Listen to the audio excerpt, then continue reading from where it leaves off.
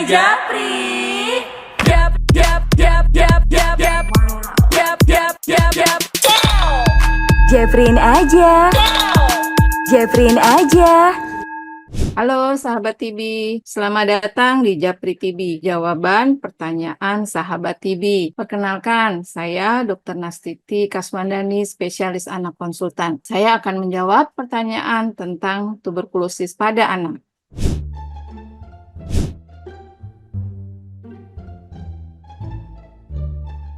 Ya, terima kasih. Jadi pertanyaannya adalah mantuknya 0,9 ya.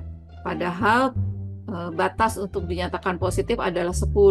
Sementara itu dari gambaran ronsen peradangannya hanya sedikit, tapi dokter anaknya mengatakan lebih baik diobati karena itu akan yang mendiagnosis TBC pada anak itu memang kadang sulit ya.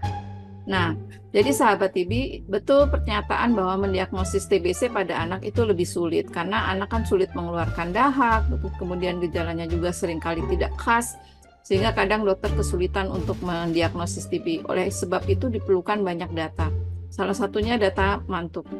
Nah, penilaian mantuk tes itu hasilnya diukur dengan penggaris atau meteran untuk menilai berapa besar warna kemerahan yang terjadi pasca penyuntikan.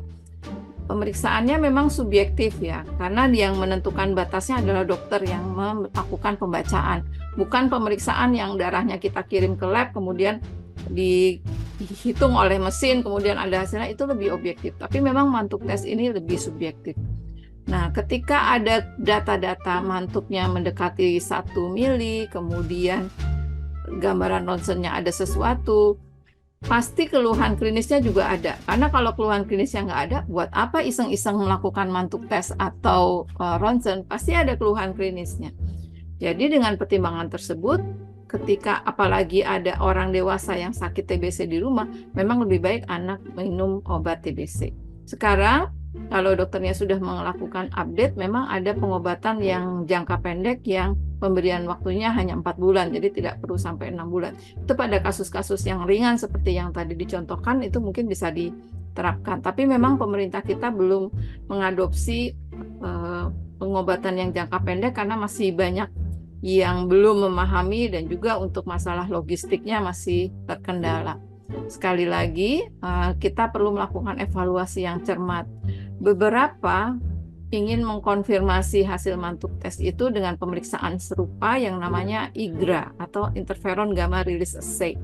Tapi pemeriksaan IGRA ini mahal dan juga mengambil darah dari anak, sehingga pada kasus-kasus yang memang ada sumber penularan TBC, mantuknya positif, ada gambaran ronsen atau keluhan klinis, sebaiknya memang diobati sebagai TBC.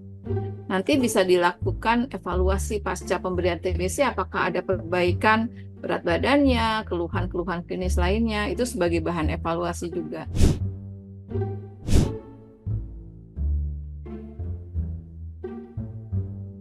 Ya, anak usia 22 bulan yang diberi pengobatan TB, sebelumnya dokter biasanya akan mengedukasi atau menceritakan kemungkinan yang timbul ketika diberikan obat TBC. Salah satunya adalah buang air kecilnya berubah warna ya, menjadi merah orange begitu. Nah, itu sudah dijelaskan seharusnya sebelum diberikan obat TBC. Efek samping yang lain sebetulnya ketika disebut mengenai gangguan liver itu tidak melulu terjadi pada pemberian TBC, terutama pada anak. Pada orang dewasa lebih banyak dibandingkan pada anak. Gejalanya biasanya anak mual, muntah, tidak mau makan, dan kemudian tampak kuning pada daerah mata, dan kemudian tangan atau perubahan warna buang air kecilnya menjadi seperti teh yang kental berwarna merah.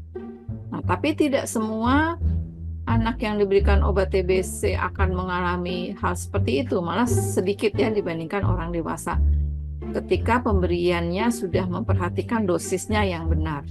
Biasanya hal itu terjadi kalau pada anak itu meminum obat-obat lain yang juga di metabolismenya di hati. Paling sering itu obat kejang, misalnya anak ada kejang demam yang juga memerlukan pengobatan anti kejang, atau ada epilepsi, atau ada meningitis, dia minum anti kejang juga ketika minum obat TBC. itu frekuensi terjadinya gangguan di liver lebih tinggi karena obat-obat lain yang juga di metabolisme di hati membuat gangguan liver menjadi lebih sering.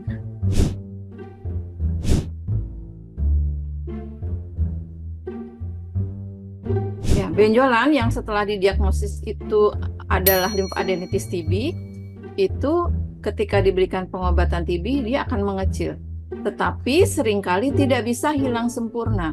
Jadi ini yang perlu diketahui oleh sahabat TB bahwa seringkali sudah selesai masa pengobatan kelenjarnya, TB kelenjarnya, kok masih ada, masih teraba gerenjel-gerenjel. Tidak apa-apa, karena seringkali peradangan itu menyisakan yang namanya jaringan parut atau scar. Nah, scar itu memang masih ada dan kita bisa raba. Tapi yang paling penting adalah kondisi lainnya membaik. Jadi kelenjarnya mengecil, tidak ada lagi rasa merah atau rasa sakit. Itu kita tidak apa-apa untuk membiarkan sisa dari peradangan itu karena kita menganggap itu kemungkinan jaringan parut.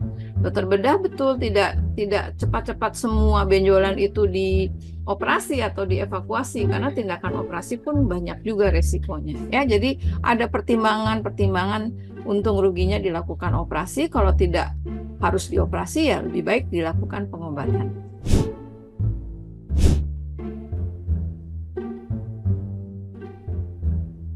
Ya baik, sahabat TB, pertanyaannya anak umur 16 tahun diketahui positif TB, kemudian ketika minum obat menjadi mual muntah. Nah, ini anak usia 16 tahun memang sudah mirip-mirip dengan pasien dewasa yang gangguan liver itu lebih sering terjadi ketika diberikan obat anti TBC. Apalagi kalau ada gejala mual muntah, maka sebetulnya yang harus dilakukan adalah kita melakukan pengecekan apakah sudah ada warna kuning pada mata atau perubahan buang air kecil. Kemudian kita juga perlu melakukan pengecekan yang namanya fungsi hati ya. Ada pemeriksaan enzim dari hati yang kita periksa. Kalau dia enzimnya meningkat, artinya ada gangguan liver, maka obatnya akan di stop dulu sementara. Hal ini biasa terjadi karena memang ada yang namanya reaksi adaptasi dari liver atau dari hati ketika mendapatkan obat-obat TBC. Biasanya reaksi adaptasi ini akan membaik ketika obat di stop, kemudian diperiksa kembali sudah membaik dan diberikan lagi secara perlahan atau bertahap. Biasanya pasien akan mentolerir dan bisa mendapatkan atau bisa mengkonsumsi obat TB secara utuh begitu. Jadi memang harus dicek dulu liver functionnya, kemudian di stop kalau memang meningkat liver functionnya, kemudian direintroduksi. Kita menamakannya diberikan kembali dengan cara bertahap, biasanya akan baik hasilnya.